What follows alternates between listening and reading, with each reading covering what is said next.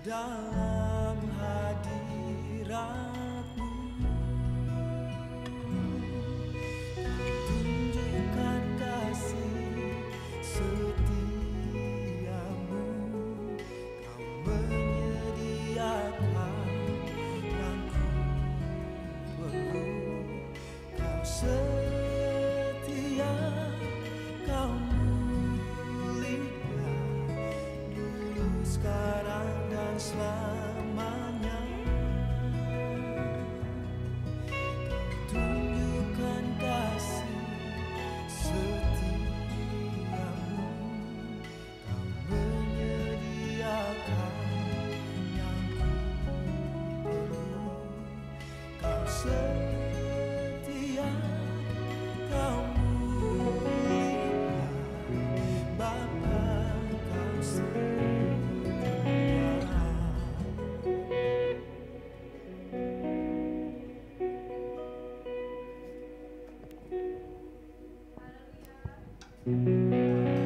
Haleluya dan selamat siang bagi kita semua jemaat Tuhan GKI Padang. Selamat datang di ibadah Minggu 20 Juni 2021. Saya percaya kita semua berkumpul di tempat ini dalam keadaan sehat dan bersukacita. Boleh berikan senyum dan sekaligus salam siku ke kiri kanannya agar kita saling menguatkan satu dengan yang lain.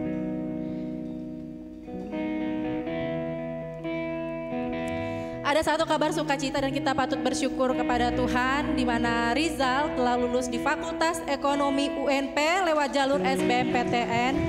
Berikan kemuliaan bagi Tuhan kita. Selamat untuk Rizal dan biarlah dengan kelulusan ini semakin membawa Rizal masuk dalam rencana Tuhan. Amin.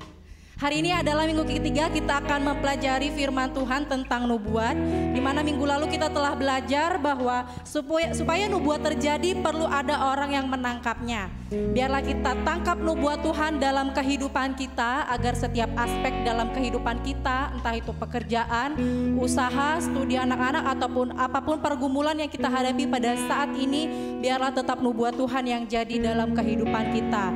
Dan perlu kita ingat kembali, nubuat Tuhan bagi manusia di awal adalah agar kita berkuasa atas segala yang ada di bumi. Jadi apapun pergumulan kita pada saat ini, jangan mengeluh dan menanglah dalam alam roh. Haleluya. Haleluya. Mari kita bangkit berdiri, kita akan membaca ayat renungan kita pada minggu ini. Terlebih dahulu saya akan membacanya dari 2 Tawari 7 ayat 14. Dan umatku yang atasnya namaku disebut merendahkan diri, berdoa dan mencari wajahku, lalu berbalik dari jalan-jalannya yang jahat, maka aku akan mendengar dari sorga dan mengampuni dosa mereka, serta memulihkan negeri mereka. Kita baca bersama-sama. 2 Tawari 7 ayat 14. Dan umatku yang atasnya namaku disebut merendahkan diri, berdoa dan mencari wajahku, lalu berbalik dari jalan-jalannya yang jahat, maka aku akan mendengar dari sorga dan mengampuni dosa mereka, serta memulihkan negeri mereka. Mari kita siapkan hati kita untuk memuji Tuhan. Selamat beribadah, Tuhan Yesus memberkati. Terima kasih Tuhan, pada hari ini, siang hari ini kami memuji menyembah-Mu. Kuasa-Mu dan janji-Mu tidak pernah dibatasi oleh kondisi dan situasi yang terjadi di sekeliling kami, ya Tuhan. Jika Engkau berkata iya, maka terjadi ya. Kalau Kau bilang tidak, itu pun tidak terjadi, Bapa. Itu sebabnya kami percaya hanya pada satu nama, ya Yesus Kristus.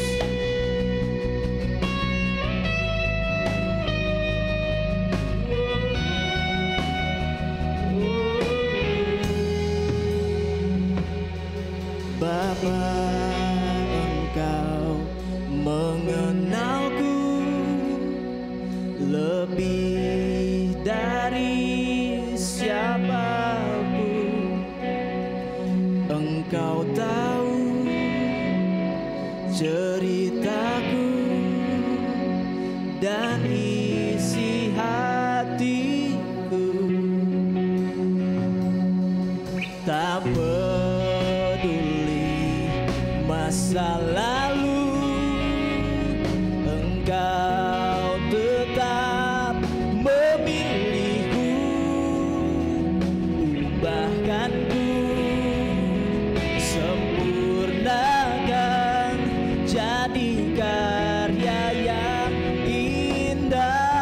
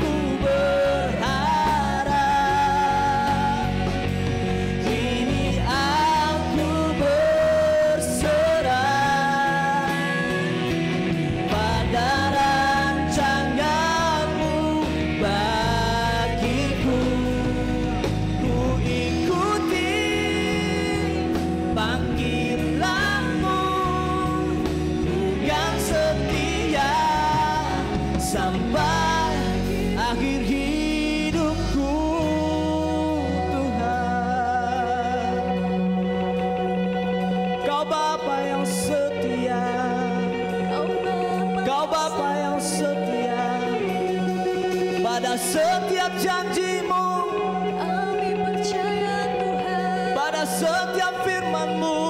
Kami percaya Yesus. Yesus, Kau ku percaya. Hanya kami percaya. Yesus, Kau ku percaya. Sampai selamanya.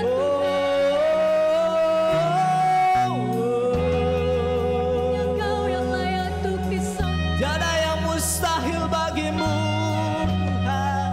Janji-Mu kan Tiada yang tak mungkin bagi setiap pekerjaan tangan-Mu. Kami percaya hanya padamu, Yesus.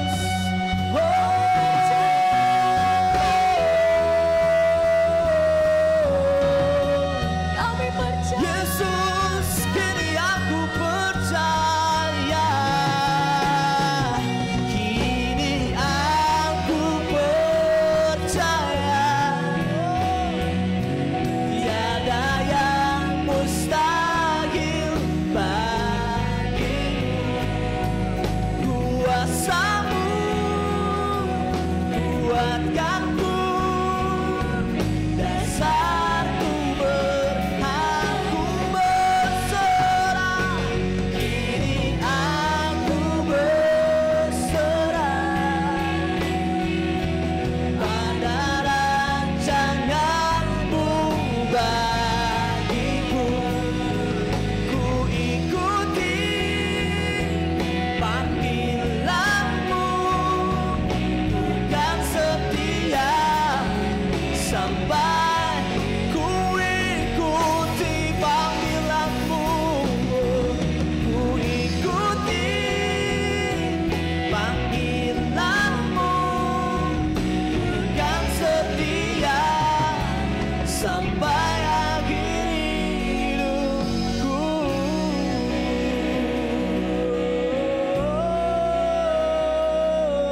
Haleluya.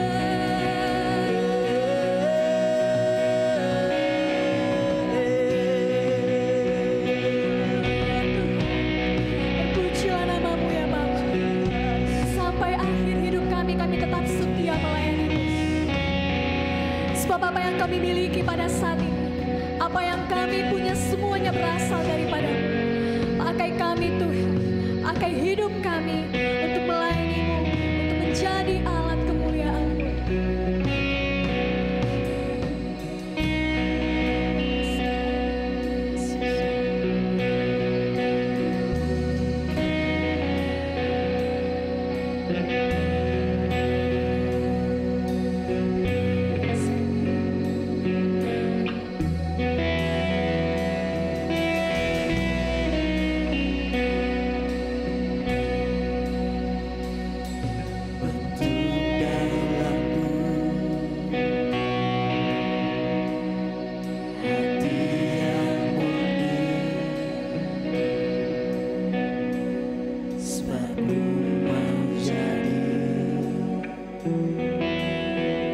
Seperti Kau ingini, seluruh jiwaku itu milik-Mu. Sebab ku mau jadi seperti Kau ingini. Roh Kudus datanglah, penuhiku untuk kemuliaan-Mu. Pakai aku,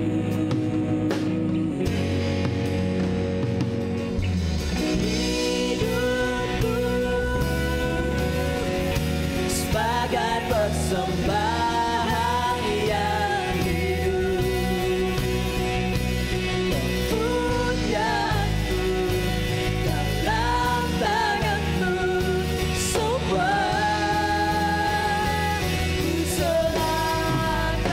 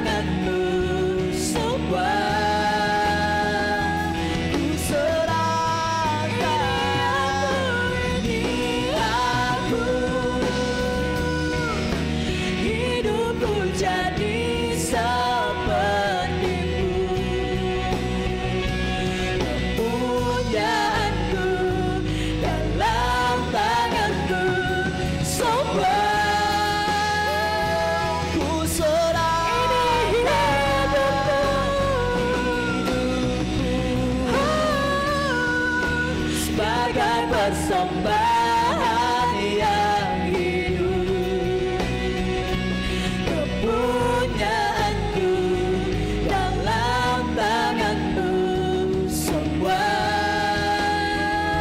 ku serahkan. Ini aku, hidupku jadi seperti-Mu, kepunyaanku dalam tangan-Mu, semua ku serahkan.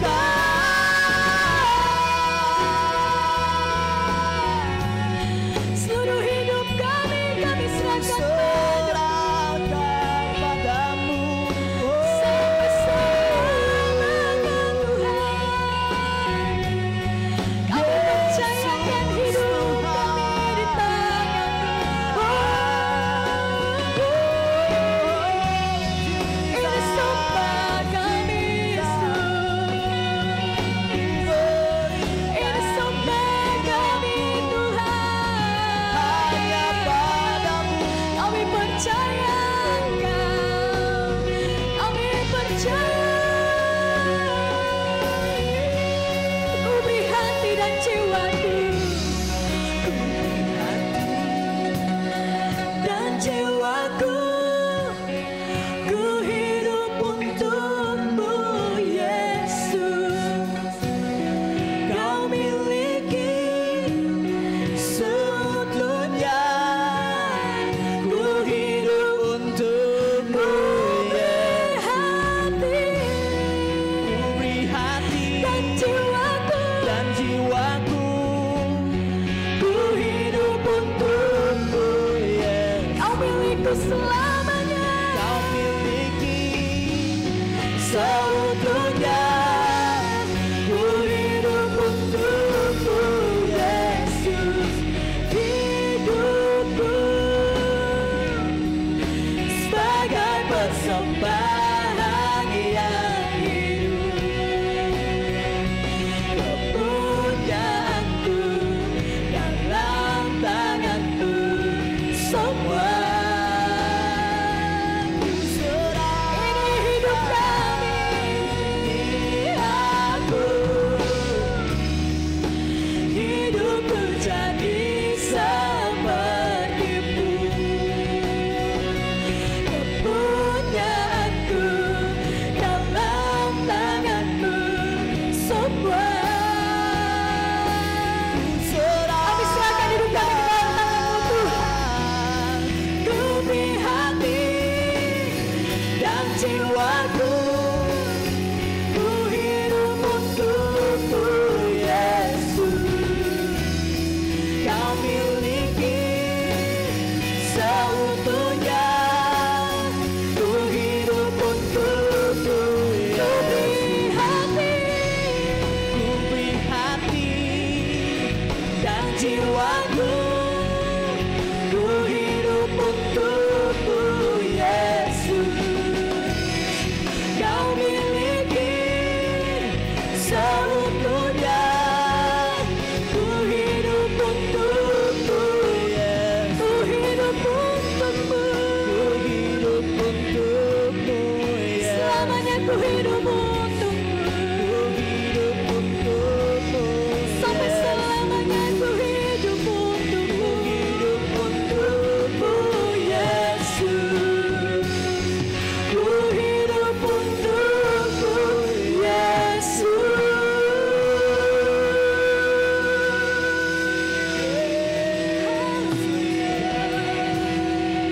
Haleluya. Seluruh jemaat Tuhan, kita saat ini akan menaikkan setiap topik doa kita kepada Tuhan, ucapan syukur kita kepada Tuhan. Saudara dapat melihat topik yang ada di layar. Kita satukan hati kita, mari kita bersatu dalam doa.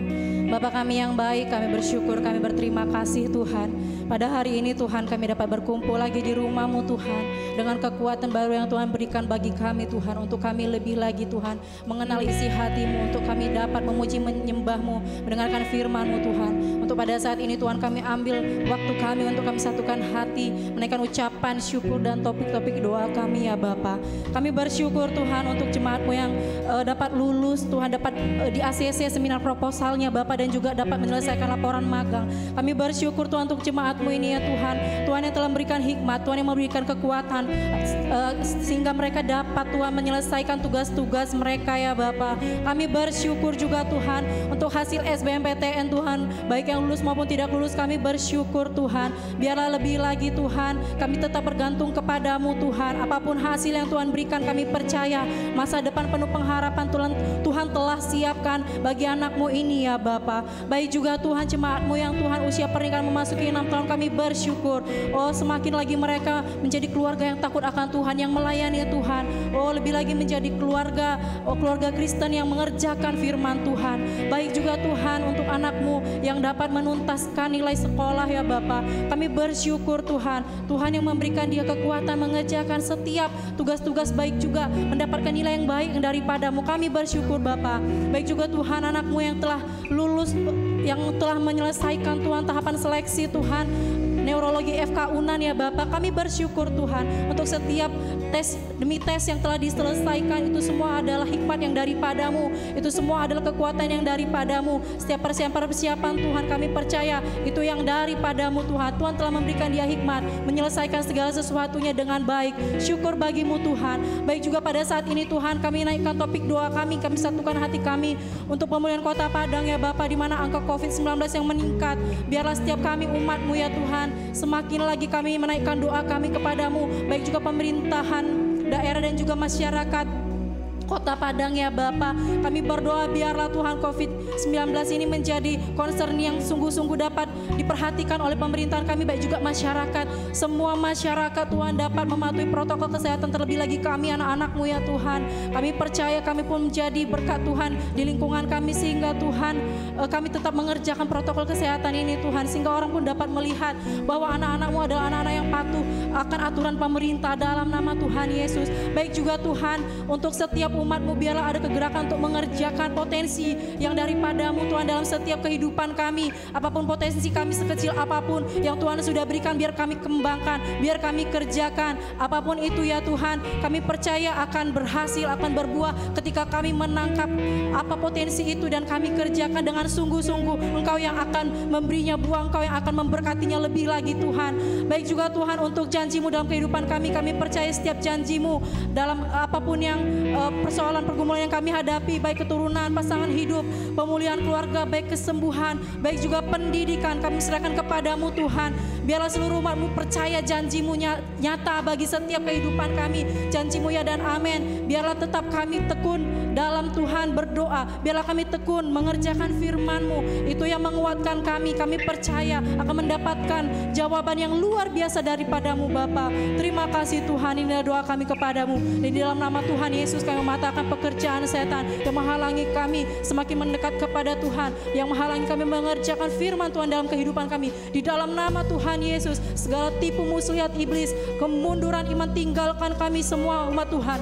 Dalam nama Tuhan Yesus, baik sakit, penyakit, COVID-19, tinggalkan kami. Tidak berhikmat menjalani kehidupan dalam nama Tuhan Yesus. Demi nama Tuhan Yesus, tidak percaya akan kuasa janji Tuhan bekerja dalam kehidupan kami. Dalam nama Tuhan Yesus, tinggalkan kami seluruh umat Tuhan. Terima kasih Tuhan, inilah doa kami kepadamu. Kami mengucap syukur dan telah berdoa. Haleluya, amin.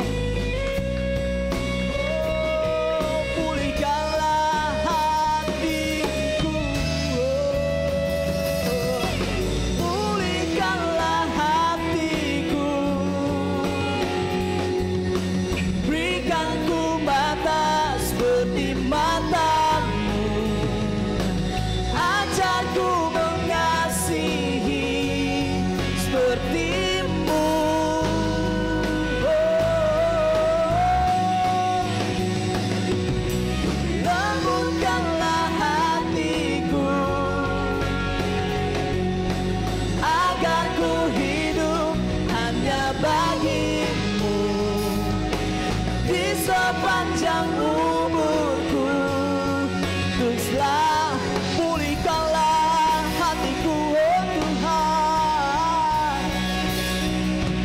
Pulihkanlah hatiku, berikan ku mata seperti mata-Mu.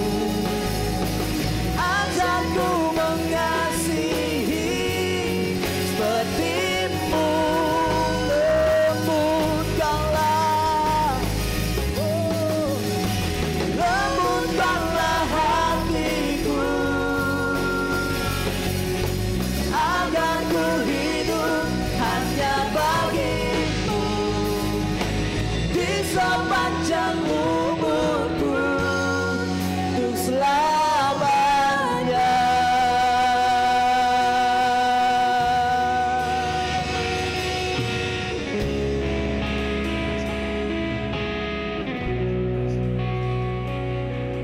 Ajar kami hidup dengan penuh kerendahan hati di hadapan-Mu.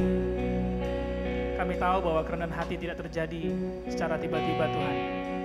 Ajari kami dengan apa yang terjadi, dengan segala hal yang terjadi di dalam hari-hari kami.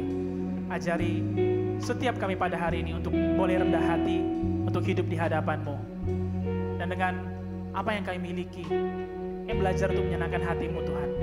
Dan terima kasih kami boleh menemukan hadirat-Mu, menemukan kuasa-Mu, menemukan Tuhan hadirat-Mu ketika kami memuji dan menyembah-Mu di tempat ini. Terima kasih Bapa. Dan kami percaya bahwa pada siang hari ini Engkau akan menaruhkan suatu hal yang baik, dan Engkau akan mengajarkan sesuatu hal yang membuat kami mengerti akan rencana-Mu, akan tujuan-Mu memanggil kami dari gelap kepada terang-Mu yang ajaib. Kami berdoa supaya Engkau menyingkapkan kepada kami semua sesuatu hal yang baik, Tuhan, untuk menjadi jawaban dalam kehidupan kami. Dan kami bisa temukan di dalam Engkau. Dan apa yang sudah kami terima, kuasa setan manapun tidak bisa mencuri daripada kami. Bahkan kuasa maut tidak ada kuasanya, tidak bisa lagi bekerja atas kami.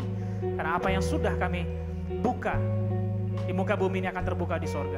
Bersama-sama kami bukakan berkat, bersama-sama kami membukakan hikmat dari sorga untuk mengalir bagi kami, sehingga ada pewahyuan baru melalui firman-Mu, baik bagi saya yang menyampaikan maupun bagi semua Bapak Ibu jemaat yang mendengarkan. Sama-sama kami dikuatkan dan diberkati.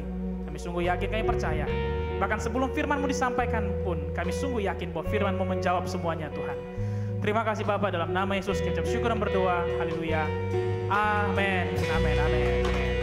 Tuhan Yesus memberkati. Bapak Ibu Saudara silakan duduk. Puji Tuhan. Selamat siang semuanya, jemaat yang datang di ibadah kedua. Saya percaya kita semua diberkati bersama-sama di dalam pujian dan penyembahan yang sudah kita naikkan. Dan saya percaya juga pujian tadi yang kita naikkan bukan pujian yang biasa, tetapi ada kekuatan yang kita temukan. Apapun masalah, apapun tantangan, apapun pertanyaan yang sedang kita hadapi pada hari ini, saat kita memuji menyembah Tuhan, ada kekuatan baru. Karena ketika kita memuji menyembah Tuhan, kita yakin bahwa kita menemukan hadirat-Nya, Bapak Ibu Saudara. Dan saya percaya kita semua sudah dikuatkan sebelum kita dengar firman Tuhan. Hari ini adalah minggu yang ketiga di mana kita akan kembali belajar mengenai nubuat. Minggu pertama kita sudah belajar, minggu kedua kita belajar, ada yang ibadah pertama, ada yang ibadah kedua. Dan minggu lalu kita belajar bahwa ada sesuatu di dalam kita. Nah, sesuatu itu sudah Tuhan persiapkan jauh sebelumnya, tidak terjadi pada hari ini saja, tetapi jauh sebelumnya Tuhan sudah mempersiapkan sesuatu di dalam kita. Itu yang kita sebut sebagai potensi. Minggu lalu kita belajar bahwa apa yang kondisi yang sedang kita alami, kondisi yang sedang kita hadapi, jangan biarkan itu mengubur ataupun malah memadamkan potensi yang Tuhan berikan kepada kita. Potensi yang Tuhan titipkan itulah yang akan menggenapi nubuat yang Tuhan sudah sampaikan sejak awal penciptaan dunia. Yaitu supaya kita beranak cucu, bertambah banyak, berkuasa dan memenuhi bumi. Itulah janji Tuhan, dan janji Tuhan tidak pernah berubah. Kondisi kita boleh berubah Bapak Ibu Saudara, tapi janji Tuhan tidak pernah berubah. Dan pada hari ini pun kita siapkan hati kita, siapkan diri kita dan catatan kita untuk boleh diberkati bersama-sama di dalam minggu ketiga mengenai nubuat. Haleluya. Kita lihat bahwa banyak nubuat dalam Alkitab terjawab melalui kelahiran. Bahkan sebagian besar nubuat itu terjawab melalui kelahiran. Pembebasan bangsa Israel dari perbudakan di Mesir itu terjawab melalui kelahiran Musa. Kemudian nubuat Tuhan saat membawa Abraham keluar dari Ur Kasdim itu dijawab melalui kelahiran Ishak. Nubuat Nabi Yesaya yang mengatakan bahwa dengar ada suara orang berseru-seru, persiapkanlah jalan bagi Tuhan, itu digenapi melalui kelahiran Yohanes Pembaptis. Dan bahkan kelahiran Yesus menjawab ratusan nubuat yang telah difirmankan pada nabi-nabi yang terdahulu. Kelahiran Yesus bahkan menjawab hampir seluruh nubuat di dalam firman Tuhan. Kelahiran itu bukan sesuatu dari luar ke dalam, tapi kalau kita bicara kelahiran, prosesnya adalah dari dalam keluar. Untuk suatu proses kelahiran butuh waktu, butuh proses, dan butuh merasakan rasa sakit. Suatu kelahiran yang alami di muka bumi ini, itu diinisiasi oleh rasa sakit. Dalam dunia medis Bapak Ibu Saudara, salah satu tanda daripada kelahiran, mungkin bagi ibu-ibu yang melahirkan tahu, bahwa ada nyeri yang sangat hebat yang menjalar dari pinggang menuju ke ari-ari. Dan kemudian ditandai dengan adanya keluar air yang banyak, itu adalah suatu tanda bahwa persalinan akan segera dimulai, kelahiran akan segera dimulai. Dan bukan hanya itu saja, 9 bulan sebelumnya pun ada berbagai proses yang dilewati. Ada rasa mual, ada rasa sakit, ada rasa nyeri, ada tidak nyaman yang dialami oleh ibu yang sedang hamil. Apalagi pada waktu melahirkan. Ada rasa nyeri yang hebat. Bagaimana supaya proses kelahiran itu terjadi?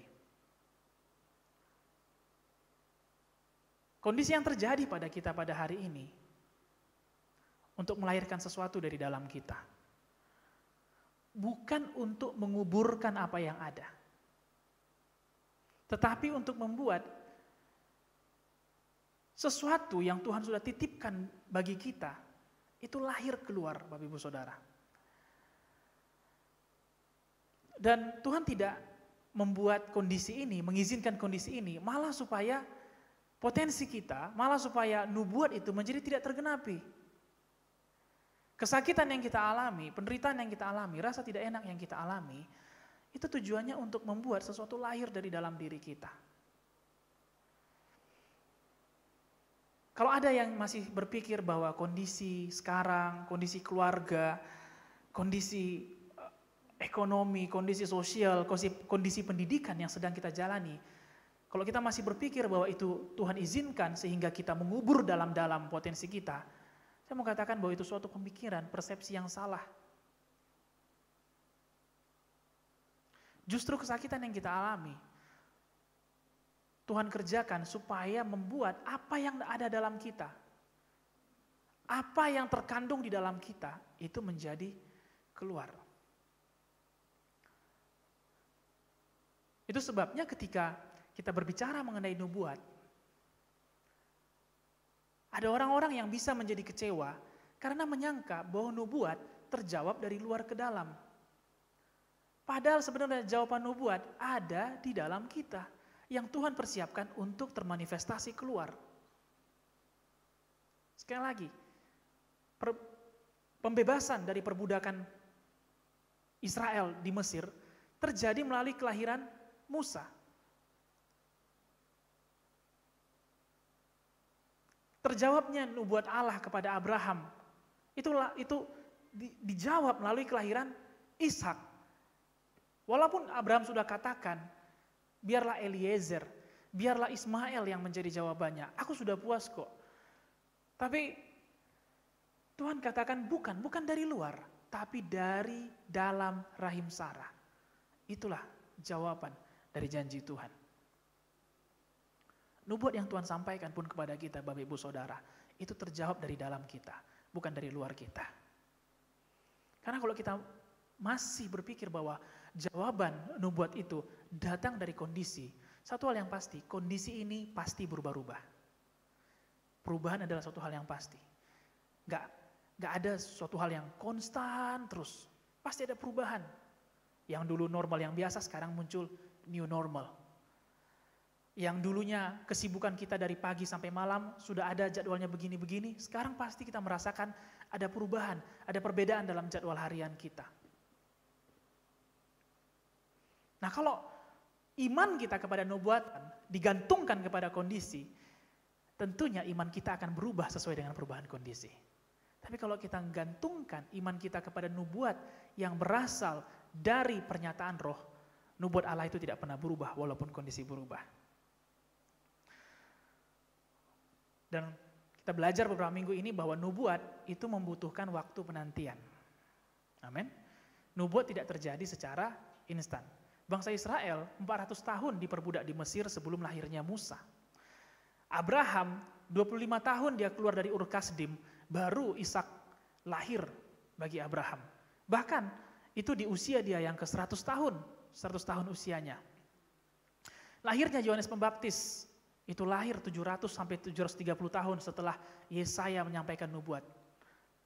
Kelahiran Yesus pun memakan waktu 700 sampai 750 tahun dari perjanjian lama.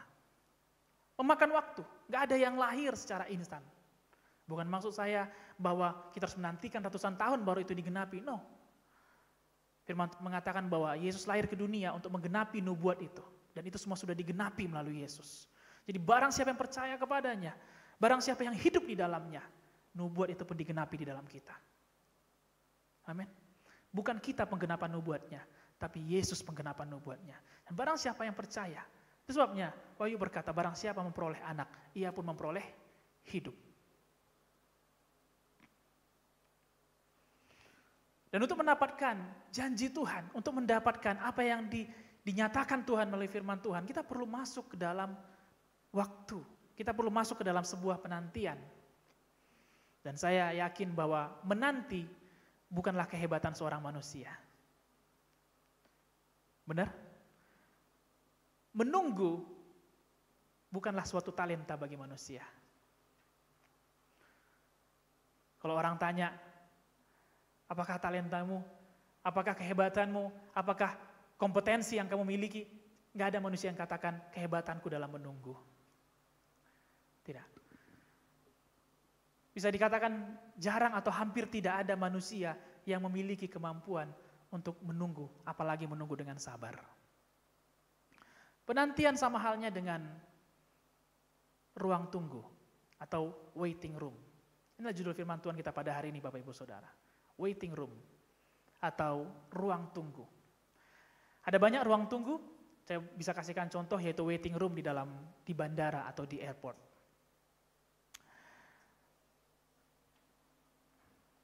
Sebelum pesawat kita yang kita tumpangi itu datang, kita perlu menunggu, kita perlu masuk ke dalam suatu ruang yang namanya ruang tunggu.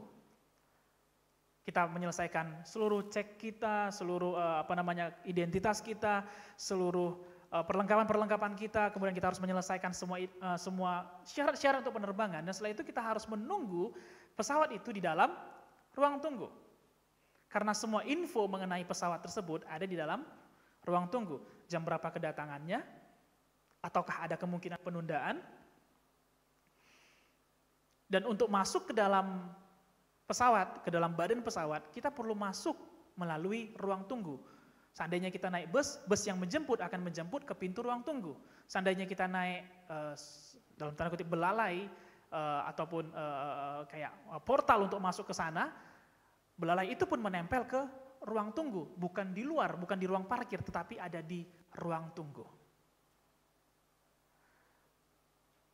Penantian kita akan janji Tuhan, penantian kita akan apa yang sudah dinubuatkan firman Tuhan, seolah-olah kita masuk ke dalam ruang tunggu. Kita lihat bagaimana Abraham menantikan Ishak di dalam Kejadian 12.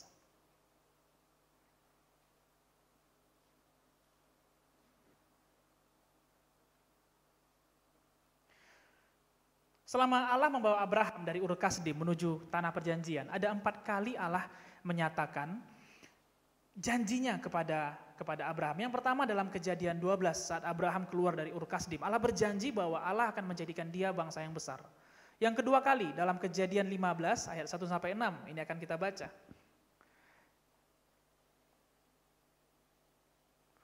Kejadian 15 ayat 1-6.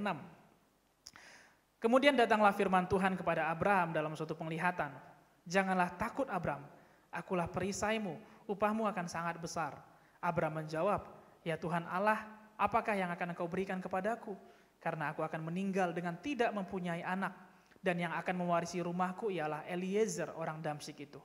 Lagi kata Abraham, engkau tidak memberikan kepadaku keturunan, sehingga seorang hambaku nanti menjadi ahli warisku. Tetapi datanglah firman Tuhan kepadanya demikian, orang ini tidak akan menjadi ahli warismu, melainkan anak kandungmu, dialah yang akan menjadi ahli warismu. Lalu Tuhan membawa Abram keluar serta berfirman, coba lihat ke langit, hitunglah bintang-bintang jika engkau dapat menghitungnya. Maka firman-Nya kepadanya, demikianlah banyaknya nanti keturunanmu. Lalu percayalah Abram kepada Tuhan, maka Tuhan memperhitungkan hal itu kepadanya sebagai kebenaran. Ini kali kedua Allah menyatakan janjinya kepada Abraham. Dan pada kali kedua, ayat 6 kita lihat bagaimana respon Abraham, bahwa Abraham masih percaya. Ketiga kali dalam Kejadian 17 ayat 15 sampai 17. Selanjutnya Allah berfirman kepada Abraham tentang istrimu Sarai, janganlah engkau menyebut dia lagi Sarai, tetapi Sarah, itulah namanya. Aku akan memberkatinya dan daripadanya juga aku akan memberikan kepadamu seorang anak laki-laki. Bahkan aku akan memberkatinya sehingga ia menjadi ibu bangsa-bangsa, raja-raja bangsa-bangsa akan lahir daripadanya. Lalu tertunduklah Abraham dan tertawa serta berkata dalam hatinya, mungkinkah bagi seorang yang berumur 100 tahun dilahirkan seorang anak? Dan mungkinkah Sarah yang telah berumur 90 tahun itu melahirkan seorang anak? Kali ketiga Allah menyampaikan.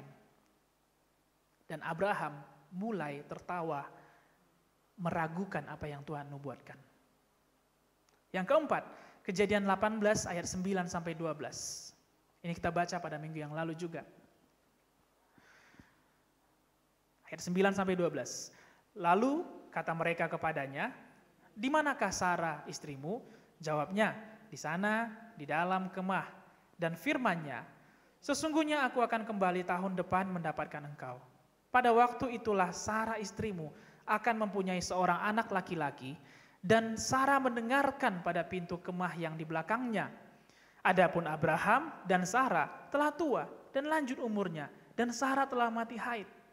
Jadi tertawalah Sarah dalam hatinya, katanya, akan berahikah aku setelah aku sudah layu, sedangkan tuanku sudah tua? Kita perhatikan bahwa ada 4 kali Allah menyatakan nubuatnya. Allah menyatakan janjinya kepada Abraham. Kali pertama Abraham percaya. Kali kedua, dia sempat meragukan, tapi setelah Allah menjelaskan nubuatnya, janjinya, dia kembali percaya. Tapi kali ketiga, Abraham mulai tertawa meragukan. Kali keempat, Sarah pun ikut tertawa meragukan nubuatan tersebut. Ada 4 kali. Dan kalau kita lihat Bapak Ibu Saudara, keempat-empat ini pernyataannya berubah apa tidak?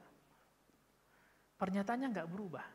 Allah tetap menyatakan janji yang sama, bahwa dia akan memberkati Abraham, menjadikan dia bapa bagi bangsa-bangsa, menjadikan dia suatu keturunan yang besar. Janjinya enggak berubah, nubuatnya enggak berubah. Berubah enggak? Tidak. Dari pertama sampai keempat kali tidak berubah. Tapi yang berubah adalah responnya. Di 2 yang pertama, Abraham percaya. Tapi di 2 berikutnya, dia mulai ragu. Pertanyaan enggak kepada kita, kok Abraham menjadi ragu? Padahal janjinya tetap sama. Orang yang menyampaikan pun, pribadi yang menyampaikan pun tetap sama. Dia tetap Allah. Cara menyampaikan pun melalui pernyataan yang sangat nyata. Bukan secara tersembunyi, bukan secara makna yang tersirat, tidak. Bahkan secara jelas Allah menyatakan nubuatnya kepada Abraham. Tapi respon Abraham di kali ketiga, dia mulai meragukan. Ketika Abraham ada di dalam waiting roomnya, di dalam ruang tunggunya menantikan Ishak, awal dia masih percaya, tetapi di tengah perjalanan ada muncul keraguan di dalam ruang penantian tersebut. Pertanyaan bagi kita, bagus kalau kita bertanya, kenapa Abraham menjadi ragu padahal janjinya tidak berubah? Padahal nubuatnya tidak berubah. Kenapa Abraham menjadi ragu? Karena kondisinya berubah, Bapak Ibu Saudara. Ada 4 hal yang kondisi yang sering berubah, yang sering terjadi, dan yang mungkin terjadi ketika kita ada di dalam ruang penantian kita. Yang ketika ada, yang bisa saja terjadi ketika kita ada di dalam waiting room kita. Perubahan yang pertama, perubahan waktu. Karena waktunya sudah tidak lagi sesuai dengan ekspektasi kita. Abraham tidak menyangka. Karena dari awal Tuhan bukan bilang seperti ini. Keluarlah dari Ur Kasdim, aku akan menjadikanmu keturunan yang besar 25 tahun lagi. Tuhan tidak memberikan suatu keterangan waktu di sana. Bukankah itu yang sering kita alami dalam kehidupan kita? Bukankah itu juga yang kita alamin? Kita menantikan janji Tuhan, dan janji Tuhan tetap ya dan amin. Tapi selalu pertanyaan kita kan, kapan? When? Kapan Tuhan?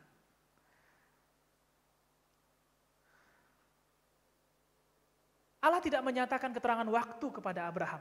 Bukan berarti Allah yang kita sembah, Allah yang Abraham sembah adalah Allah yang tidak jelas. Bukan berarti Allah yang kita sembah adalah Allah yang tidak menyampaikan informasi secara penuh.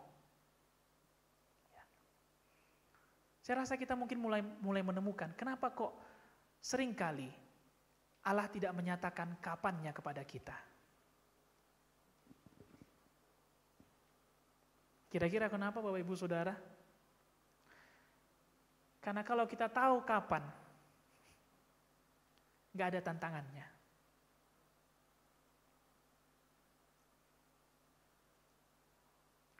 Selama 4 hari ini saya merawat satu pasien di rumahnya. Dengan kondisi yang cukup berat, dengan ada perdarahan di saluran cerna dan ada penurunan daripada trombositnya. Hari pertama, hari kedua gejalanya begitu hebat, kepalanya begitu sakit, mualnya begitu hebat. Dia selalu bertanya, kapan sakit kepala ini sembuh? Kan saya sudah minum obat. Hari ketiga dia mulai seger. Dan hari keempat kemarin, hari Sabtu, dia mulai tanya kepada saya sudah segar dok, kapan saya boleh cabut infus? Ternyata hasil daripada labor tidak mengizinkan saya untuk mencabut infusnya dari rumah. Karena ada angka-angka yang masih kurang baik. Setelah saya menyampaikan kepada dia, Bu, hari ini kita belum jadi ya cabut infus. Dia sudah senang karena saya katakan hari Jumat, besok kalau hasilnya baik, maka ibu infusnya akan saya cabut. Dia begitu gembira. Dia senang karena dia akan keramas, karena dia sudah semingguan tidak keramas, jadi kepalanya gatal dan dia senang karena infusnya akan dicabut dan dia bisa mandi bersih-bersih dan dia bisa keramas. Dia senang sekali, dia excited menunggu hari Sabtu. Tapi ketika hari Sabtu saya datang ke rumahnya dan saya sampaikan, Bu ada hasil yang masih kurang baik sehingga infusnya masih harus terpasang. Dia begitu kecewa. Karena waktu yang dia harapkan tidak sesuai seperti kenyataan. Hal pertama yang sering berubah di dalam kondisi penantian kita adalah waktu yang tidak sesuai dengan harapan kita. Yang kedua, penurunan daripada kemampuan. Pada waktu Abraham keluar dari Ur Kasdim, dia percaya, karena waktu itu umurnya masih muda, 75 tahun. Dia masih kuat, mungkin pada waktu itu, di usia itu, di zaman itu, seorang wanita masih haid, Sarah masih haid. Dan dia begitu percaya, karena semua kemampuan dia punya. Tapi seiring perjalanannya mendekati usia 100 tahun, di usia 99 tahun, ketika Allah menyatakan janjinya, dia mulai tidak percaya, dia mulai ragu. Kenapa? Karena kemampuannya berbeda. Dan itu pun terjadi dalam penantian kita. Yang ketiga, yang berubah di dalam kondisi itu adalah persentase kemungkinannya, probability-nya. Itu sebabnya Abraham menjawab pada Kejadian 17, dia katakan ayat 17, Kejadian 17 ayat 17, mungkinkah bagi seorang yang berumur 100 tahun dilahirkan seorang anak? Mungkinkah? Karena ketika Abraham melihat poin kedua yaitu kemampuannya, dia menemukan bahwa kemungkinannya makin kecil. Ini makin gak mungkin. Makin gak mungkin untuk melahirkan anak. Dan itu juga kita alami dari dalam waiting room kita. Seiring waktu berubah, waktu yang semakin lama, kita lihat kemampuan kita lihat kondisi, kita lihat kemampuan ekonomi kita, kemampuan belajar kita melihat kemampuan daya tangkap kita yang semakin berkurang. Lalu kita bertanya, mungkinkah nubuat itu bagi saya? Mungkinkah janji itu bagi saya? Karena ketika kita melihat kemampuan, sudah menjadi bakat dasar manusia untuk memprediksi sesuatu. Pada hari Sabtu saya katakan, kita cek lagi darah hari Senin ya Bu ya. Kalau baik, saya cabut infusnya. Dia nggak se-excited sebelumnya. Dia hanya jawab, ya dok. Berbeda sekali responnya ketika pada hari Kamis saya katakan, ketika hari Jumat saya katakan, kalau hari Sabtu hasilnya baik, saya cabut infusnya. Dia begitu semangat, dia begitu excited. Tapi setelah itu gagal. Sabtu kemarin saya katakan, Senin kita periksa darah, kalau baik, dia cuma katakan, oke, whatever, katanya. Oke. Dia tidak se-excited, sebersemangat sebelumnya. Adakah kita yang sedang dalam posisi itu? Perubahan yang keempat yang terjadi di dalam kondisi penantian adalah keadaan yang gak lagi mendukung. Keadaan sekitar kita yang gak lagi mendukung. Tahukah Bapak Ibu Saudara, sebelum Ishak lahir dari Sarah, satu pasal sebelum itu, bercerita Abraham dengan Melkisedek. Pada pertemuan itu,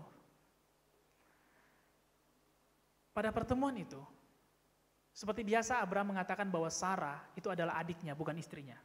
Saudara bisa lihat kita bisa lihat dalam Kejadian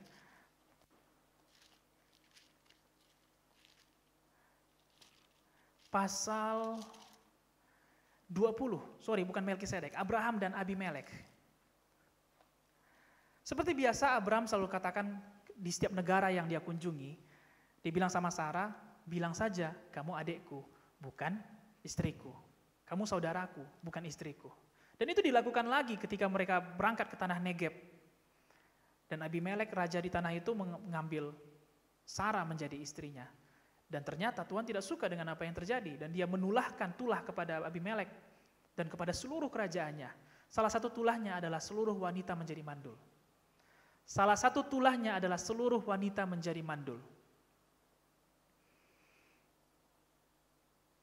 Kalau saudara lihat dalam Kejadian 20 ayat 17, ketika Abimelek menyadari bahwa apa yang salah, Abraham kemudian berdoa. Lalu Abraham berdoa kepada Allah dan Allah menyembuhkan Abimelek dan istrinya dan budak-budaknya perempuan sehingga mereka melahirkan anak.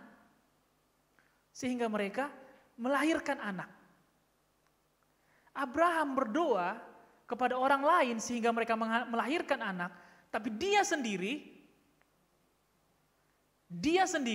masih di dalam penantian menantikan anak, menantikan janji Tuhan.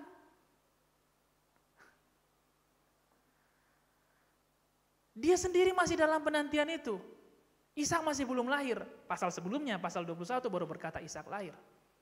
Tapi di posisi itu, di kondisi yang tidak memungkinkan, dia masih bisa untuk memohon pengampunan kepada Abimelek.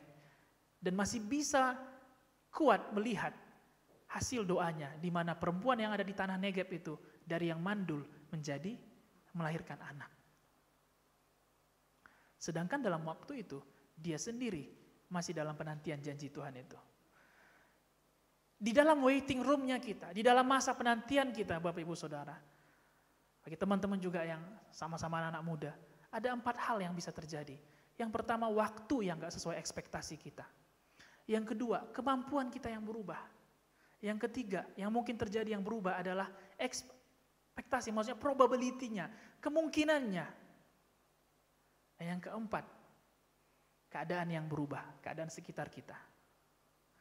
Karena 4 hal ini yang berubah, respon Abraham yang ketiga dan yang keempat menjadi berubah.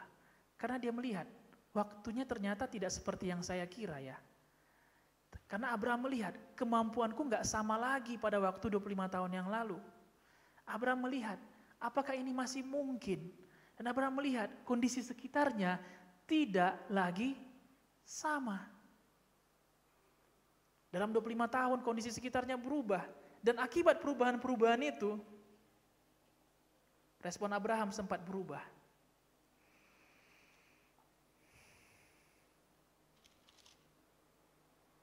Di dalam waiting room-nya kita, tidak ada keadaan yang stabil, Bapak Ibu Saudara.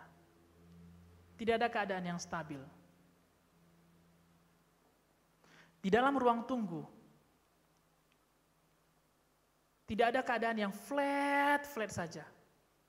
Bahkan di dalam ruang tunggu pesawat pun, segala perubahan bisa terjadi.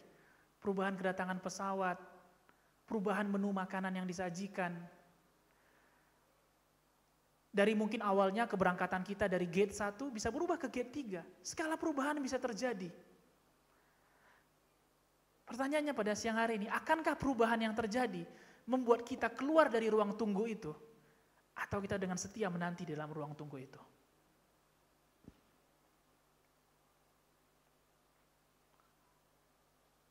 Namun kalau kita keluar dari ruang tunggu, itu artinya kita tidak bisa masuk ke dalam pesawat yang akan menjemput kita. Benar kan? Saat kita keluar dari ruang tunggu, dan kita meninggalkannya, kemudian kita pulang kembali ke rumah, percayalah, pesawat yang seharusnya menjemput kita dan membawa kita kepada tujuan kita nggak bisa naik, karena kita sudah keluar dari sana. So pertanyaannya siang hari ini, apakah dengan perubahan-perubahan kondisi yang terjadi, apakah kita akan tetap bertahan dalam ruang tunggu itu, atau kita keluar dari ruang tunggu tersebut?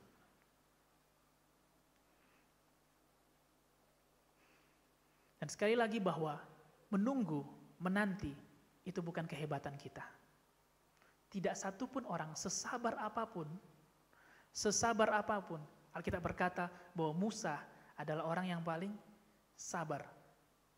Tapi dia melihat bangsa Israel tidak berubah, dia melihat selalu bersungut-sungut, sehingga ketika di Masa dan Meriba, yang seharusnya Tuhan katakan tongkatnya menyentuh batu, dia malah memukulkan tongkatnya ke batu tersebut. Karena dia begitu kesal, bangsa ini tidak berubah seperti yang dijanjikan Tuhan. Akankah kita keluar dari ruang tunggu itu dan meninggalkan semua yang ada di sana, dan meninggalkan janji-janji yang Tuhan siapkan di sana? Atau akankah kita bertahan di dalam ruang tunggu tersebut, dalam waiting room tersebut? Banyak orang akan berkata menunggu adalah suatu hal yang membosankan, dan kita semua setuju akan hal itu. Benar? Kita akan setuju bahwa menunggu adalah hal yang membosankan. Itu sebabnya di dalam ruang tunggu ada hal yang mesti kita kerjakan supaya kita tidak bosan. Harus ada hal yang kita kerjakan. Karena kalau kita di dalam ruang tunggu menunggu pesawat, kita hanya duduk bengong, itu bosan banget. 5 menit terasa 1 jam. 1 jam terasa udah semalaman, Bapak Ibu Saudara. Itu sebabnya ada hal yang perlu kita lakukan di dalam waiting room. Ada 4 hal yang bisa saya bagikan pada siang hari ini bagi kita. Apa saja yang bisa kita lakukan di dalam waiting room kita masing-masing. Nah, saya harap ini bisa membantu kita untuk tetap berada, untuk tetap stay di waiting room kita. Yang pertama, belajar untuk menikmati berkat yang disediakan hari ini. Seringkali kalau bicara nubuat, semua orang pasti excited. Diberkatilah engkau dan keturunanmu, diberkatilah engkau pada waktu keluar dan masuk, diberkatilah buah kandunganmu, diberkatilah usahamu, ladangmu, jerih payahmu. Semua orang akan sukacita mendengarkannya. Ketika disampaikan, beranak cuculah bertambah banyak, penuhilah bumi dan kuasailah itu. Orang pun akan bersukacita. Karena nubuat bukan bicara masa lalu, tapi bicara masa depan. Dan setiap kali bicara masa depan, semua orang pasti sangat excited. Benar? Bro, kita buat usaha yuk. Usaha itu di masa lalu atau masa yang akan datang? Masa yang akan datang. Kita buat usaha apa? Kita coba buat usaha ikan lele yuk. Kita mulai excited. Karena kita langsung seolah-olah lele itu tergambar di dalam pikiran kita. Bahwa usahanya akan gede, lelenya gede-gede, banyak keuangan yang perputaran keuangannya akan lancar. Itu langsung terpikir sama kita. Bro, kita buka usaha yuk. Kita coba buat usaha fotokopi di depan sekolah. Lalu kita mulai membayangkan ada 2-3 mesin fotokopi, lalu anak-anak banyak ke sana. Langsung kebayang sama kita. Karena kita punya kemampuan untuk mengimajinasikan nubuatan itu. Karena kita punya imajinasi untuk membayangkan, kita punya kemampuan mengimajinasikan untuk kepada masa depan kita.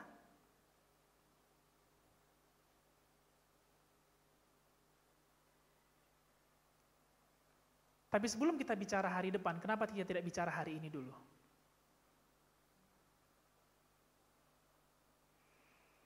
Lebih daripada menunggu. Karena kalau kita fokus kepada menunggu, itu akan terasa sangat membosankan.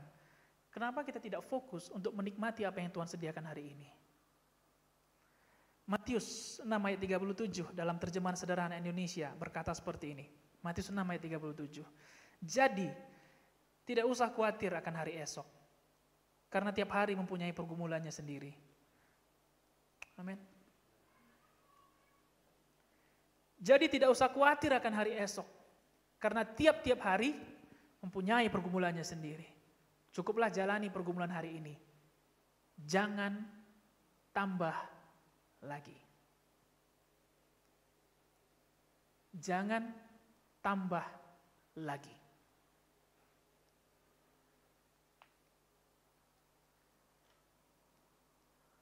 Pergumulan itu ditambah. Ada dua hal yang bisa ditambahkan bagaimana membuat pergumulan makin berat. Saya temukan di sini, Tuhan sudah katakan bahwa masalah hari ini, itu untuk hari ini. Terus ada pernyataan, jangan tambah lagi. Tambah lagi dengan apa? Itu pertanyaannya Bapak Ibu Saudara, ya kan? Kan Tuhan sudah kasih batasan masalah hari ini. Terus ditambah lagi dengan apa? Apakah artinya Tuhan menambah masalah kita? Jangan tambah lagi dengan dua hal. Yang pertama, jangan tambah dengan prediksi. Akankah besok sama dengan hari ini?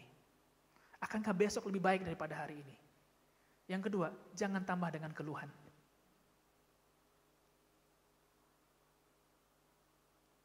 Amin. Jangan tambah dengan prediksi dan jangan tambah dengan keluhan. Jadi lebih daripada kita menunggu, menanti, membuat janji yang Tuhan siapkan bagi kita. Mengapa kita tidak belajar untuk menikmati apa yang Tuhan siapkan bagi kita pada hari ini? Pertanyaannya, bagaimana cara saya menikmatinya? Hanya orang-orang yang tahu bersyukur yang bisa menikmati hari ini. Amin. Hanya orang-orang yang tahu bersyukur yang bisa menikmati hari ini. Pertanyaan lagi, bagaimana caranya kita bisa bersyukur? Jawabannya, kalau kita kenal siapa Tuhan yang jalan serta kita. Saya pernah bercerita 2 minggu, 3 minggu yang lalu. Kalaupun makanan di rumah itu tidak enak, yang dimasak misalnya oleh Kak Meme, bukan berarti membuat saya menilai Kak Meme adalah pribadi yang tidak baik. Lalu saya mulai memprediksikan mungkin dia mau membunuh saya dengan makanannya. Lalu saya bertanya, mungkin Kak Meme ini sengaja untuk menyiksa saya. Apakah hanya dengan makanan yang kurang cocok di lidah saya, lalu kemudian saya menilai dia bahwa dia adalah pribadi yang buruk yang dengan sengaja merusak hari saya? Tidak. Kenapa? Karena saya mengenal dia jauh lebih lama dari masakan itu. Apakah kita jauh mengenal Tuhan lebih dari berkat-Nya?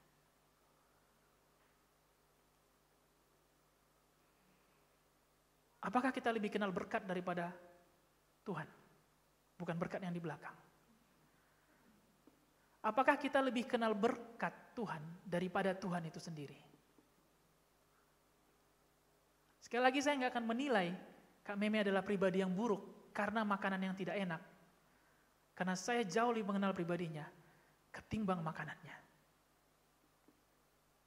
Dan karena saya mengenalnya, saya belajar untuk bisa bersyukur dengan apa yang ada. Tidak serta-merta saya lalu mencampakkan semua piring di rumah lalu berkata, makanannya tidak enak. Tidak serta-merta saya langsung marah, lalu mengumpat, lalu mengucapkan hal yang tidak baik tentang dia. Walaupun makanannya kurang cocok di lidah saya, tidak. Karena saya mengenal pribadinya.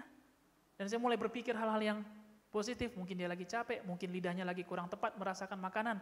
Atau mungkin bahan makanan lagi kurang lengkap di rumah, sehingga masakannya kurang enak.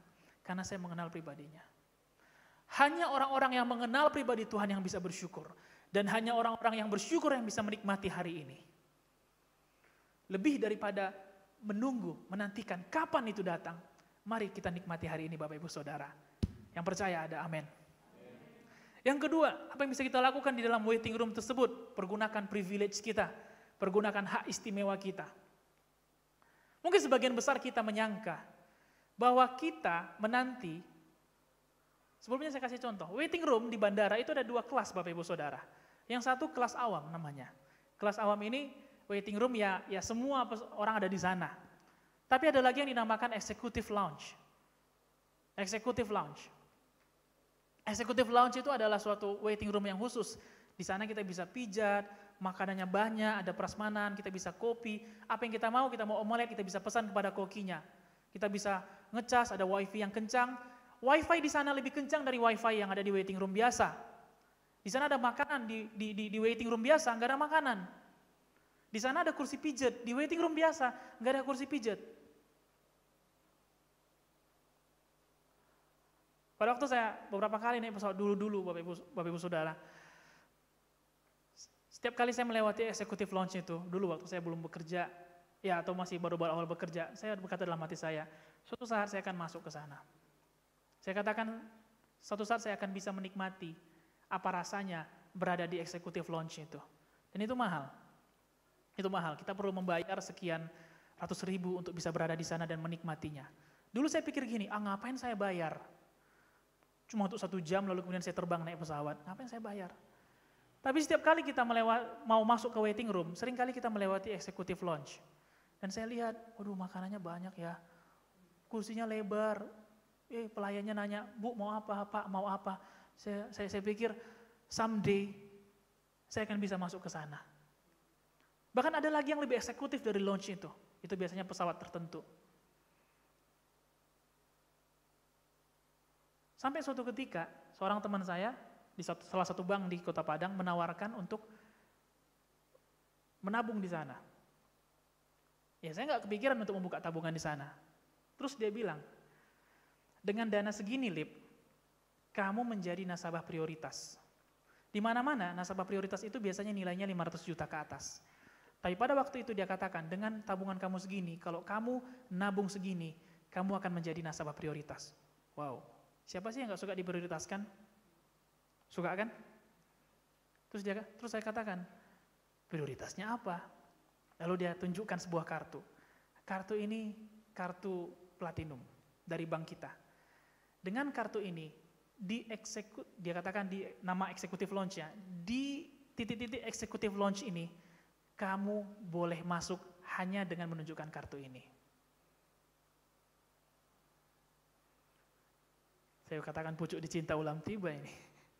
Saya bisa menikmati executive lounge. Dengan dana, oke, baik. Akhirnya saya buka tabungan, dan kemudian saya memiliki kartunya. Namun setelah saya punya kartunya, saya belum punya kesempatan ke Jakarta waktu itu. Sampai beberapa tahun, 2 tahun setelahnya kalau saya tidak salah, waktu itu saya rutin ke Jakarta untuk belajar, untuk seminar, untuk update ilmu. Sekitar 8 kali sampai 9 kali waktu itu ke Jakarta dalam setahun. Dan ibu saya selalu ragu kalau saya pesawat pagi. Dia selalu telepon saya dari Jakarta ke Padang itu biasanya pesawat pagi. Dia telepon, Pi, besok jangan terlambat, pesawatmu jam segini. Kau naik apa besok ke bandara? Aku naik kereta api Mak, saya bilang. Saya naik MRT, saya mau coba MRT yang di Jakarta, saya katakan. Ya besok cepat kau bangun, suruh resepsionis hotel untuk telepon dan kemudian bangunin. Tenang aja Mak, kalau pesawat pagi gak akan terlambat aku. Tapi dia ragu, tapi saya percaya. Ada perbedaan pendapat kan? Kenapa saya begitu percaya bahwa saya nggak akan terlambat? Karena saya mau menikmati executive lounge-nya. Dan saya akan selalu mengusahakan untuk naik pesawat yang sama, karena hanya di garda pesawat itu ada executive lounge-nya ini. Ibu saya tahu, saya tipikal orang yang naik pesawat, sukanya buru-buru Bapak Ibu Saudara. Begitu pesawat mau lepas landas, maunya saya udah di sana gitu. Bahkan terakhir kali kami pernah ke Medan, mobil itu saya tinggalkan di parkiran dengan kondisi terbuka karena kami sudah sangat terlambat. Itu saya senang sekali yang seperti itu. Seperti itu Fast to Furious, seperti kayak di film-film. Gitu. Tapi setiap kali saya ke Jakarta pulang ke Padang, saya selalu datang 2 jam sebelumnya. Dan akhirnya ibu saya mengetahui kenapa saya lakukan itu. Karena saya mau menikmati executive lounge-nya itu. Begitu saya masuk ke sana, selamat siang Pak, selamat pagi Pak. Ya selamat pagi Mbak. Bapak pemegang kartu apa? Saya tunjukkan kartu. Oh Bapak kartu ini. Baik silakan Pak. Masuk, duduk, melihat roti 1, roti 2, roti 3, kopi 1, teh. Oh Tuhan, kuasai diriku. Tapi saya rela datang 2 jam sebelum. Tidak menjadi seperti Philip yang orang tahu, yang suka naik pesawat dengan buru-buru. Hanya karena saya mau menikmati executive lounge itu. Apa yang mau saya katakan di sini Bapak Ibu Saudara? Tahukah kita bahwa kita bukan menunggu di waiting room yang biasa. Darah Yesus membuat kita menunggu di executive lounge. Kita nggak mampu beli executive lounge itu. Tapi darahnya, kematiannya, kebangkitannya membuat kita bisa masuk ke dalam executive lounge itu. Sadarkah kita bahwa kita bukan menunggu di dalam waiting room yang tidak ada apa-apa di dalamnya. Kita menunggu dalam suatu waiting room yang dinamakan executive lounge. Di dalam Matius 16 ayat 19, Yesus berkata, kepadamu telah kuberikan kunci kerajaan sorga. Apa yang kamu ikat di bumi akan terikat di sorga. Apa yang kamu lepaskan, bebaskan di bumi akan terlepas di sorga. Bukankah itu kuasa yang bekerja dalam kita? Bukankah itu kuasa yang bekerja dalam kita? Bukankah itu executive lounge yang kita punya? Kita nggak menunggu di waiting room yang biasa Bapak Ibu Saudara. Kita menunggu di executive lounge, di mana kita bisa menikmati apa yang ada di sana. Itu sebabnya kita perlu masuk ke dalam dimensi yang tidak kelihatan melalui doa kita. Karena di sanalah hak istimewa kita bekerja. Kita perlu masuk ke dalam dimensi yang tidak kelihatan melalui doa. Karena di sanalah hak istimewa kita bekerja. Yang ketiga, apa yang bisa kita kerjakan di dalam waiting room? Yang ketiga, kerjakan apa yang ada hari ini. Jangan dulu terlalu cepat greget untuk berpikir menjadi kepala. Karena kita perlu melalui ekor sebelum menjadi kepala. Kita perlu melalui akar, batang, ranting untuk menjadi buah. Gak ada yang terjadi secara instan.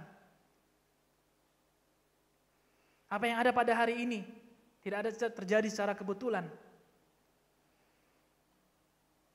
Justru dengan apa yang terjadi pada hari ini, justru dengan apa pekerjaan kita pada hari ini, itu adalah media Tuhan untuk membentuk kita, untuk mengeluarkan potensi yang ada di dalam diri kita. Yusuf melewati perjalanan yang gak masuk akal untuk menjadi seorang Perdana Menteri. Tapi perjalanan yang dia lewati, itu untuk mengeluarkan potensi yang ada di dalam dirinya. Jangan kita mengeluh, mengatakan ini gak cocok saya kerjakan.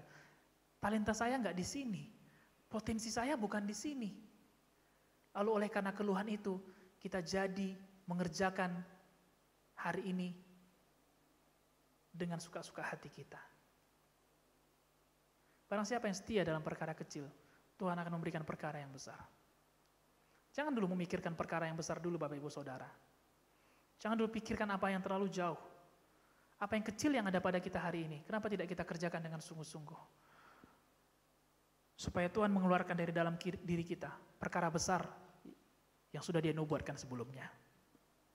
Yang keempat, belajar untuk tetap tenang dalam hadirat Tuhan. Kita akan tutup dalam Kejadian 18 ayat 41 sampai 45. Saya mengundang para pelayan untuk maju ke depan. Yang keempat, apa yang bisa kita lakukan selama kita berada dalam waiting room? Yang keempat, tetap tenang dalam hadirat Tuhan. Kita baca Kejadian 18 ayat 41 sampai 45. Kemudian berkatalah Elia kepada Ahab, pergilah, makanlah dan minumlah, sebab bunyi derau hujan sudah kedengaran. Lalu Ahab pergi untuk makan dan minum, tetapi Elia naik ke puncak gunung Karmel. Lalu ia membungkuk ke tanah dengan mukanya di antara kedua lututnya. Sekali lagi saya bacakan, lalu ia membungkuk ke tanah dengan mukanya di antara kedua lututnya. Setelah itu ia berkata kepada bujangnya, naiklah ke atas, lihatlah ke arah laut. Bujang itu naik ke atas. Ia melihat dan berkata, tidak ada apa-apa. Kata Elia, pergilah sekali lagi. Demikianlah sampai 7 kali. Pada ke-7 kalinya berkatalah bujang itu, wah, awan kecil sebesar telapak tangan timbul dari laut. Lalu kata Elia, pergilah, katakan kepada Ahab, pasang keretamu dan turunlah, jangan sampai engkau terhalang oleh hujan. Maka dalam sekejap, mata langit menjadi kelam oleh awan badai.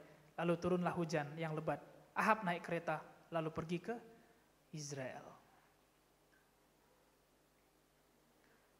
6 kali Elia menyuruh Elia menyuruh bujangnya, bukan Gehazi, Elia menyuruh bujangnya untuk melihat ke arah laut. Apakah ada jawaban dari doanya? Apakah ada jawaban dari permohonannya? Dan 6 kali bujangnya itu tidak melihat apa-apa. Ya kan? 6 kali tidak ada apa-apa. Nothing happen. Gak ada apapun yang terjadi. Lalu kali ke-7, bujangnya tersebut berkata, hambanya tersebut berkata, wow, ada yang kecil, sebesar telapak tangan. Di sini letak menariknya. Awan kecil sebesar telapak tangan. Artinya awan itu sudah dekat atau masih jauh? Awan letaknya di bawah apa di atas? Di atas. Dan bujangnya ini, hambanya ini berkata, ada awan kecil sebesar telapak tangan.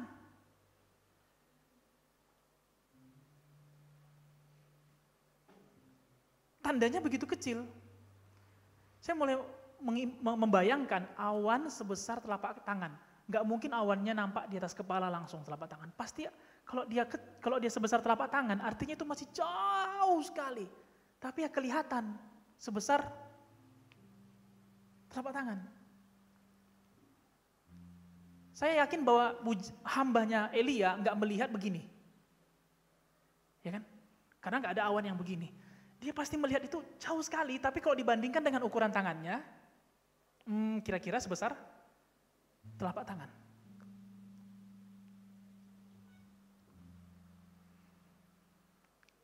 Lalu, apakah Elia menjadi kecewa? Tuhan kok sebesar telapak tangan? Kan janjinya hujan. Janji Tuhan apa?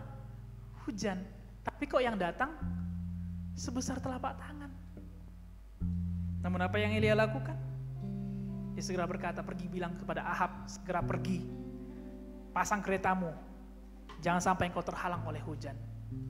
Elia begitu yakin bahwa yang sebesar telapak tangan itu adalah tanda dari hujan. Dan saya mulai bertanya, kenapa Elia begitu percaya akan itu?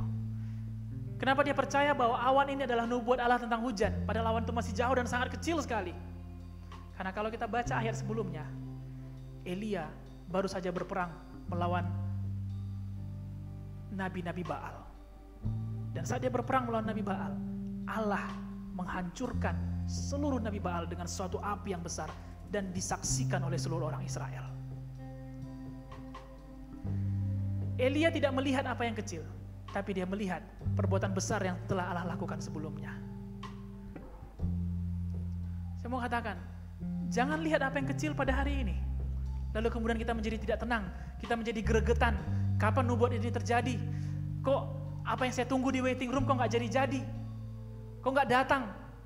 Apa yang saya doakan, apa yang saya harapkan, apa yang saya ucapkan, kenapa tidak terjadi? Dan bahkan ketika datang, kok kecil sekali? Kok masih jauh ya? Maaf, saya sudah berdoa. Saya sudah berdoa lama, saya sudah menantikan lama. Kenapa kok masih jauh ya? Dari Elia kita belajar supaya kita tidak fokus kepada tanda kecil itu, tapi fokus kepada apa yang besar yang Tuhan lakukan dalam hidup kita di masa yang dahulu.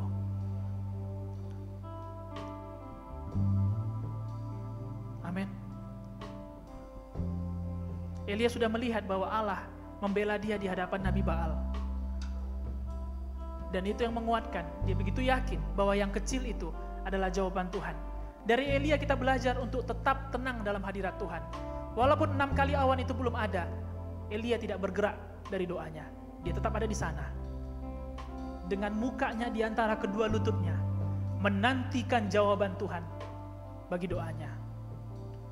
Jadi walaupun itu belum kelihatan Bapak Ibu Saudara, jadi walaupun usaha kita, jadi walaupun pendidikan kita, jadi walaupun mimpi kita, jadi walaupun apa yang kita sedang catatkan, sedang kita mimpikan, sedang kita targetkan di dalam catatan kita, itu belum terjadi. Saya mau katakan pada siang hari ini, bukan berarti Tuhan lupa akan janjinya. Itu sebabnya Allah tidak memberikan keterangan waktu. Allah tidak memberikan keterangan waktu, karena Dia mau kita tetap tenang dalam hadirat-Nya.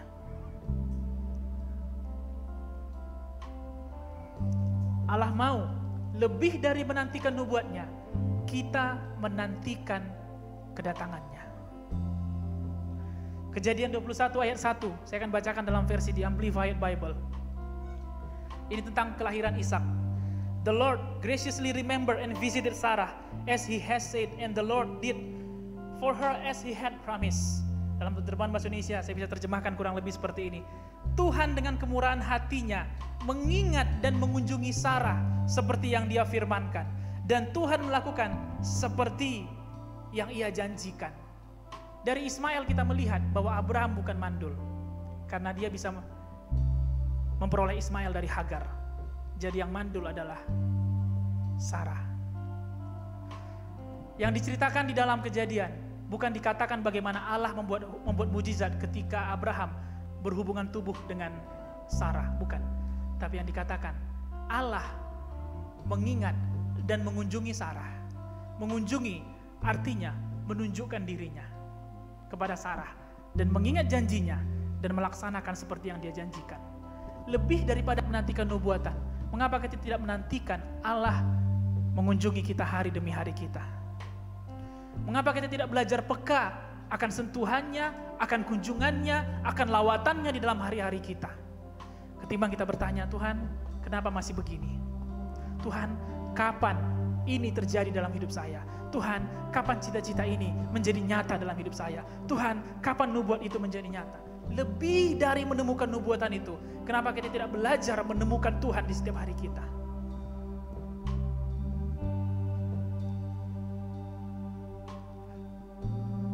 Ada kalanya pesawat itu datang terlambat di waiting room. Ada kalanya pesawat itu datang terlambat di waiting room. Tapi ketika perwakilan dari maskapai itu datang dan mengatakan, Bapak Ibu mohon maaf, kita akan terlambat 30 menit sampai 1 jam ke depan. Tapi 1 jam lagi pesawat itu akan datang. Akankah kita setia menunggu di sana atau keluar? Kita akan setia menunggu di sana. Jadi supaya kita tetap setia berada di sana, kenapa kita tidak mengharapkan Tuhan melawat kita setiap harinya? Dan mengatakan kepada kita, stay calm, tenanglah. Walaupun ini kelihatan seperti terlambat, tapi waktu Tuhan adalah waktu yang terbaik. Ada amin bagi yang percaya. Mari kita bangkit berdiri.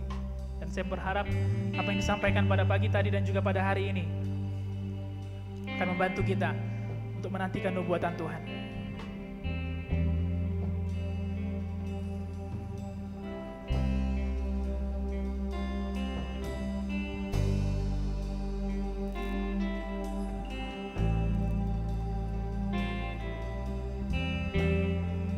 Bapak, kami bersyukur buat firman-Mu yang Kau mendengarkan kepada kami. Janji-Mu sempurna. Janji-Mu sempurna. Karena janji-Mu tidak diucapkan di atas dasar yang labil. Tetapi janji-Mu diucapkan atas nama-Mu. Nama yang kokoh, nama yang teguh Tuhan.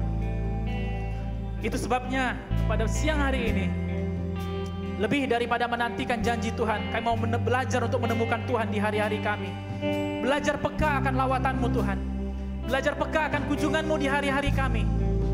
Sehingga ketika kami merasa seolah-olah ini terlambat, namun karena kami melihat bagaimana Engkau mengunjungi kami, bagaimana Engkau melawat kami setiap hari, kami dikuatkan untuk menantikan nubuatan itu datang. Kami dikuatkan untuk menantikan janji itu datang. Terima kasih buat firman yang Kau sampaikan pada siang hari ini bagi kami semua, yang Kau perdengarkan Tuhan. Biarlah kami belajar untuk menanti dengan sabar, menanti dengan tekun di dalam waiting room kami masing-masing. Memang benar, menanti bukanlah kemampuan kami. Menunggu bukanlah kehebatan kami Tuhan. Kami tidak mampu untuk menunggu. Bahkan seringkali kami gregetan dalam penantian kami. Dan terima kasih buat firman-Mu pada hari ini yang mengajarkan kepada kami semua, kepada saya maupun kepada semua jemaat pada siang hari ini, bagaimana supaya kami belajar untuk tetap tenang di dalam hadirat-Mu Tuhan. Belajar untuk menikmati apa yang Kau sediakan pada hari ini. Dan belajar untuk mengerjakan apa yang ada pada hari ini. Dan belajar untuk mempergunakan hak istimewa yang Tuhan berikan kepada kami. Kami bersyukur Tuhan bahwa kami tidak menunggu di waiting room yang biasa, tapi kami menunggu di executive lounge-nya kami. Karena ada darah Yesus yang sudah menebus kami. Sehingga di dalam penantian kami pun bisa berkuasa di dalam alam roh. Apa yang kami lepaskan akan terlepas di bumi ini. Apa yang kami kunci akan terkunci di bumi ini. Itu kuasa yang Kau berikan Tuhan. Kami bersyukur Bapa. Bukakan mata kami supaya kami melihat bahwa kami tidak menunggu di ruang tunggu yang biasa, tapi kami menunggu di ruang tunggu yang penuh dengan kuasa. Di ruang tunggu yang ada janji Tuhan di sana, ada kuasa Tuhan yang Tuhan berikan kepada kami di sana. Terima kasih Tuhan, terima kasih Tuhan buat firman-Mu. Terima kasih Tuhan. Ajar kami menunggu dengan setia seperti Abraham menunggu janji Ishak digenapi dalam kehidupannya. Ajari kami Tuhan, mampukan kami Tuhan. Karena kami tidak punya kemampuan untuk menunggu, maka Roh Kudus mampukan kami, kuatkan kami untuk bertahan sampai janji-Mu digenapi dalam kehidupan kami Tuhan. Dan kami berdoa supaya di dalam masa penantian kami, setiap hari kami belajar peka akan lawatan-Mu, akan kunjungan-Mu di dalam hari-hari kami Tuhan. Di pekerjaan kami menemukan Engkau, di sekolah kami, di perkuliahan kami, di dalam rumah kami, di keluarga kami. Walaupun keluarga itu tidak cocok dengan keinginan kami, tapi kami belajar menemukan Engkau di dalam keluarga kami Tuhan. Walaupun pekerjaan kami tidak sesuai dengan yang kami harapkan, tapi kami belajar menemukan Engkau dalam pekerjaan kami. Makasih Tuhan. Makasih buat firman-Mu yang Kau dengarkan bagi kami. Dan kami datang bawa persembahan kami berdoa bila persembahan ini menyenangkan hati-Mu Tuhan. Kami tahu dan kami sadar semua yang kami punya berasal daripada-Mu saja. Bahkan kekurangan yang terjadi pun itu Tuhan izinkan terjadi. Dan kami tidak beri berdasarkan kekurangan yang ada terjadi, tetapi kami beri berdasarkan kekayaan kelimpahan karunia Tuhan yang bekerja di dalam kehidupan kami.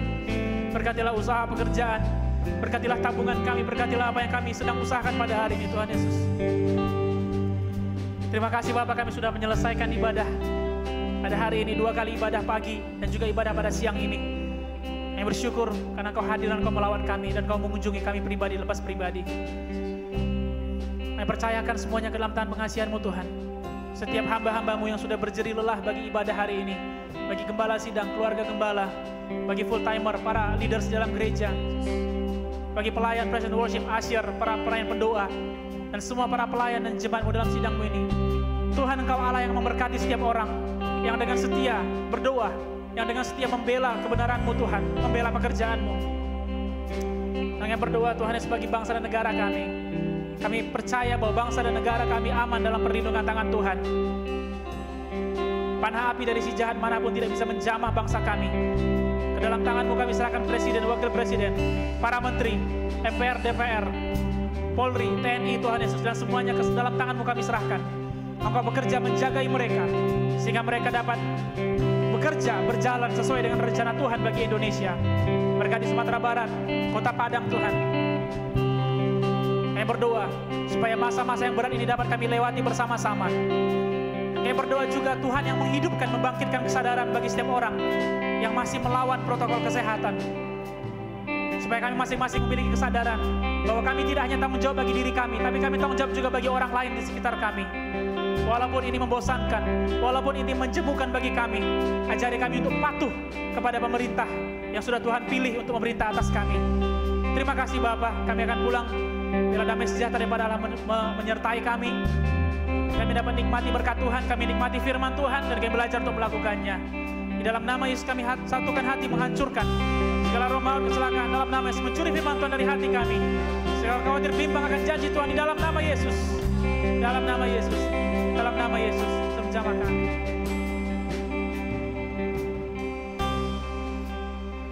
Dengan penuh hati bersyukur Bapa, kami arahkan hati kami, tangan kami kepadamu.